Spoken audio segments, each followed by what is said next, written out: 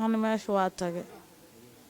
وأركب ولا شيطان أجهريس ميمون نفع كجرته وينف نفسنيش حدا مرك مدانا نفع كجرته عقاته استالك دكفير أجي دكفير روح بيجي قوي سوى قاعدة ميت كوي حرام ماشي يدقان لا بعيدا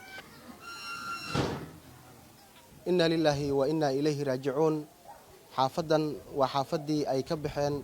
سدح هويو oo lagu dilay degmada Daynile ee gobolka Banaadir saddexdaasi ayaa waxa lagu kala magacaabi jiray Fartuun Xasan, Maymuun Xasan iyo Faadumo Sheekh Nuur waxa ay ka tageen tiro 12 caruur ah kuwaasi oo dhamaantooda lagu soo kulmiyay gurigan aad u jeedaan sidoo kale gurigan waxa ku sugan 2 caruur ah oo sidoo kale hooyadood hore loo dilay isla markaana hooyo u ahayd 2 gabar oo kamid ahayd gabdhihii lagu dilay degmada Daynile ee gobolka Banaadir Maqtuub Cabdulqaadir Cumar oo ku magac dheer Saariyo iyo Aamina Xasan Xuseen waxa garbahooda ka baxay 3 gabdhood oo nolosha qoyskooda muhiim u ahaa waxay ahaayeen kuwo ka tilmaaman qoyska Fartuun Xasan Xuseen, Maymuun Xasan Xuseen iyo Faadumo Sheekh Nuur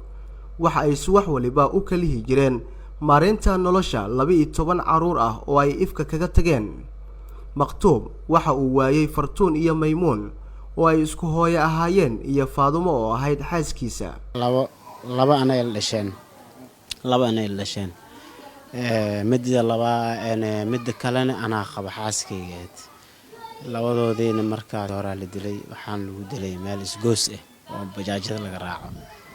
marka kadibna telefoon la ii soo diray gabdhiyo meeda la ii sheegay ماشي مركا تجي أخي نقطة إني قبلي مش كبنتين مركا وحكلوا هذا أنا عن علاس عن كدرام علمي كتجان علمي أو أهونته هذا وحاب كسي درام مت كمت قبلها أبو هذا كور السنة أساس عملوا دلي أهونه بهيستيه مركا نينك لا يجورستي لو عنيو ولا شيء هذا نقورب ولا هذا نينك iyadoo agoon hayso oo aabihii hore u dhintay aadan abartiisii dhamatay marka anigana waxa igu jiray meesha 3 cunug oo agoon ah hadan igu jiraan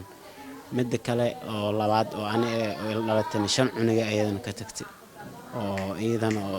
isku xigxigaan oo yar yar ah marka dad isku xoogsatana way ahaayeen oo iska shaqeysto marka wixii loo dilayna ma sheegi karo marka saas darteed anigana hadda waa soo aasnay gabadhii aan aqab reerkooda iga la wareegeen ilaa labadii kale dadka shacabka ay la duugeen saasay macnaa arintii u dhamaatay kadib dilkii 3 gabdhood sidoo noqday dareenka qoyska aan walaa markii kooma aaminsanay markaas kadib walaalkay waxaan arintaas la sheegay dumaashida waxaan arintaas la sheegay ani hadda waxay dhaad markay ay igu soo walaalkay waxaan arinta la sheegay maxaa waxba ka jira run waaye ilaa u naxariisto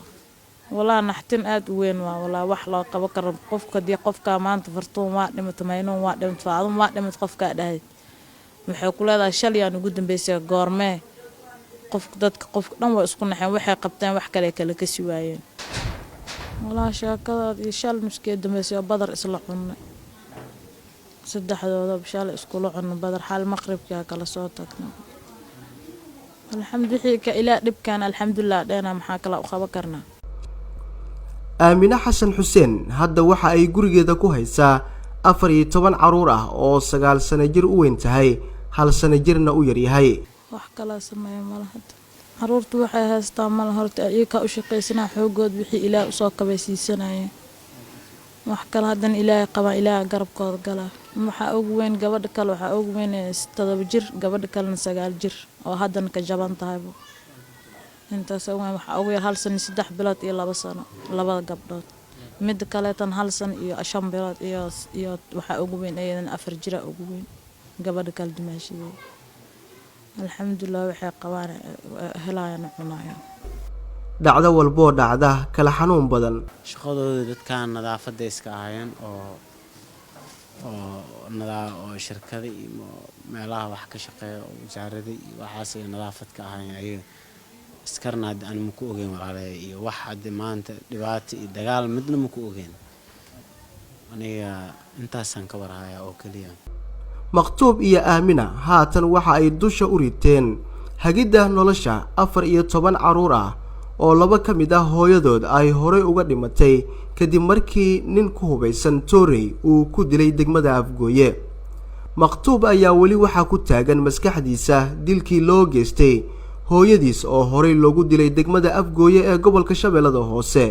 balse waxaa xaalku uu ka sii daray kadib markii laba ka mid ah walaalihiis iyo xaaskiis ay dileen dabley hubaysan. waxay joogtay Afgooye meel beer dhaxdeeda dagaal mees ma ku jirin waxna ay macnaa meesh wayna soogneed maalin oo khamiis